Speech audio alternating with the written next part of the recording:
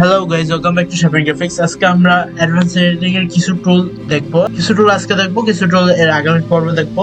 And so চলেন শুরু করা যাক।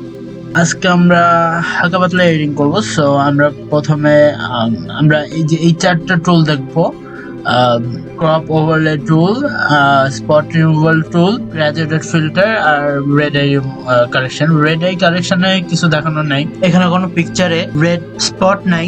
সো রেড স্পট থাকলে আমরা রেড আই কালেকশন করতে পারতাম। সো আপনার পিকচারে থাকলে আপনি করে নেবেন, বা এটা নিয়ে পরে একটা ফাস্ট কুইক সেপারেট ভিডিও করে দিব না, রিমুভ করে দেখাতে পারতাম, কিন্তু এখানে নাই। সো আমরা প্রথমে যাবো ক্রপ টুলে গেলে এই ক্রপ এসে পড়বে। সো আমরা যেটা জানি অ্যাসপেক্ট আছে, মানে অ্যাসপেক্ট হলো আমরা আমাদের মতো ক্রপ করে নিতে পারবো। যেমন এখান থেকে যদি ধরো আমরা এইটুকু ক্রপ করতে চাই, এইটুকু ক্রপ করতে পারবো, আর এটা দিলে এটা ক্রপ হয়ে যাবে। সো আমরা এই যে এখান থেকে আমরা যেতে পারি ব্যাকে, ইম্পোর্ট থেকে আমরা হিস্টোরি থেকে আমরা ব্যাকে যেতে পারি, এটা আমি আগে দেখিয়েছি। স্পট রিমুভাল হলো আমরা যদি এই ছবিটাতে যাই, এই ছবিটাতে গেলে আমরা যদি একটু জুম ইন করি, এন্ড এখানে আমরা যদি স্পট রিমুভালটা, এই যে এখান থেকে স্পট রিমুভাল পাওয়া যায়, স্পট রিমুভালটা যদি এখান থেকে আমরা দেখি, এখান থেকে এখানে একটা ক্লিক করলে আমাদের এটা চলে যাবে। সো এটা কিভাবে হচ্ছে আমি দেখিয়ে দিচ্ছি। আমরা যদি এখানে একটা ক্লিক করি, এটা একই জায়গা থেকে স্যাম্পল নেবে। আমরা যদি চাই আমরা এখানে থেকে নিতে পারি, এখানে থেকে নিতে পারি। সো আমরা এখান থেকে এটা বড় করতে পারি, ছোট করতে পারি।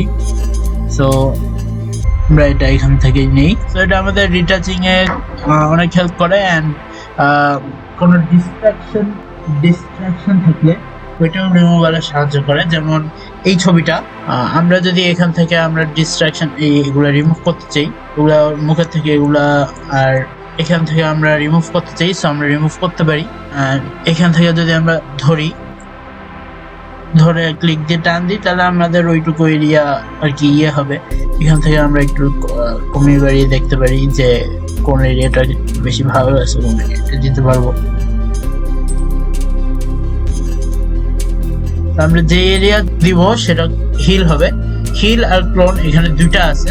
সো আমরা যদি ক্লোনে দেই, তো এটা হলো এই জায়গা থেকে ডাইরেক্ট এটা এখানে নিয়ে চলে আসছে, মানে এটা কোনো এডিটিং, কোনো মানে কন্টেন্ট অ্যাওয়্যার যেটাকে বলে আর কি, কন্টেন্ট অ্যাওয়্যার করেনি আর কি, মানে just direct copy and paste করেছে ফটোশপের মতো। সো আমরা এটার সাইজ, ফেদার এগুলা ইনক্রিজ এন্ড ডিক্রিজ করে তারপর কাজ করতে পারি। অপাসিটি এগুলো সব দেখে কাজ করতে পারি। আমরা এটা যেখানে ছিল ওখানে দিলাম। এটা এখান থেকে দেখেন স্যাম্পল করেছে, তো আমরা যাচ্ছি এটা টেক্সচারটা নিবে এখান থেকে, আমরা এখান থেকে নিলাম।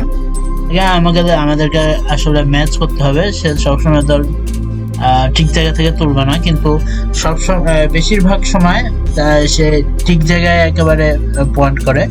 সো ঠিক করার প্রয়োজন পড়ে না, আমরা এটা ঠিক করতে পারি। দেখে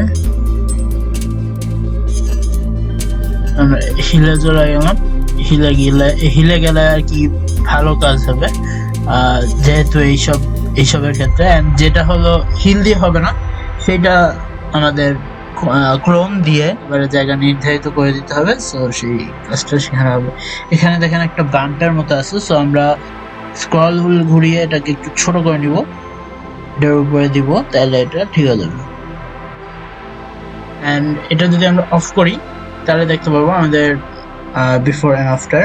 আমরা যদি ব্যাকস্ল্যাশ কি প্রেস করি, তাহলে দেখেন এই পাশে যদি এটা এখন ঠিক মতো ঠিক হয়নি, আমরা এটা ঠিক করতে পারি বড় ছোট করে। সো আমরা আবার আগের ইয়েতে চলে গেলাম, আগের ছবিতে আমরা ফিট দেই। সো আমাদের এখানে আমাদের গ্রাজুয়েটেড ফিল্টারও আছে। সো আমাদের গ্রাজুয়েটেড ফিল্টার আমরা এখানে ইউজ করতে পারি, দিতে পারি, দিয়ে আমরা এখানে আমাদের স্কাইটা একটু করতে পারি এন্ড এটাকে ডার্ক করতে পারি।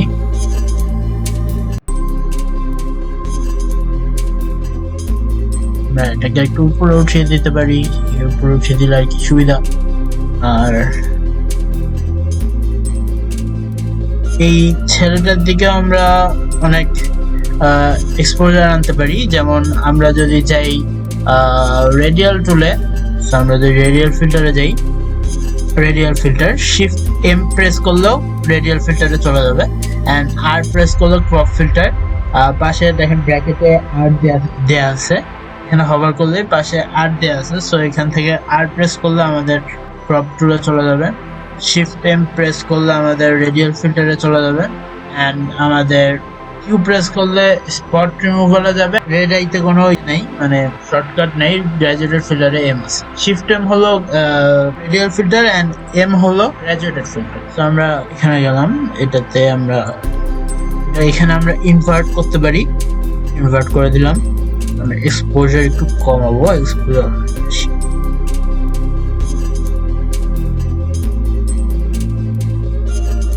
আমরা ফেদার একটু কমিয়ে বাড়িয়ে রাখতে পারি, আমরা এটা রোটেটও করতে পারি। এখানে শার্পেন হালকা বাড়ালাম, টেক্সচার হালকা দিলাম, ক্লিয়ারিটি হালকা দিলাম, এন্ড ডিহেজ হালকা দিলাম। আর আমরা এটা কোনো টুল দিয়েও করতে পারি, মানে আরেকটা টুল আছে আমাদের অ্যাডজাস্টমেন্ট ব্রাশ টুল। সো এটা আমরা কালকে দেখাবো, আজকে এই পর্যন্তই গাইস। এর পরের ভিডিওতে আবার দেখা হবে, সেই পর্যন্ত গো ক্রিয়েটিভ এন্ড কিপ ক্রিয়েটিভ।